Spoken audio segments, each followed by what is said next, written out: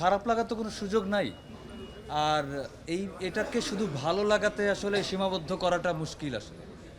আমার মনে হয় যে এমন এক্সপেরিয়েন্স অ্যাক্টরের লাইফে হওয়া খুব ভাগ্যের চোটে হয়। এমন এক্সপেরিয়েন্স সিনেমার জন্য আমার মনে হয় এই রোহিত অ্যাজ এ ফিল্ম একটা বড় এক্সপেরিয়েন্স হয়ে থাকবে আসলে সবার মধ্যে, দর্শকের মধ্যে এবং এই ইন্ডাস্ট্রির জন্য আর কি। আমার জন্য ওই যে এত দারুণ মেমোরি হয়ে থাকবে এটা, যেটা হয়তো যতদিন এই মেমোরি থাকবে আমার, ততদিন এই মেমোরি আমি বয়ে বেড়াবো। সাধুকে, রোহিতকে আমি বোধহয় আজীবন বয়ে বেড়াবো। সাধুর বউ তো আপনারা দেখছেন নিশ্চয়ই, তো তো সব উত্তর তো ছবিতে আছে। তো সাধুর বউ দুর্দান্ত, এটা তো মানে বলার আলাদা করে আর কিছু নাই, দেখাই যাচ্ছে। হ্যাঁ, এটা আমি এই পয়েন্টটার সাথে খুবই একমত আপনার এই পয়েন্টের সঙ্গে।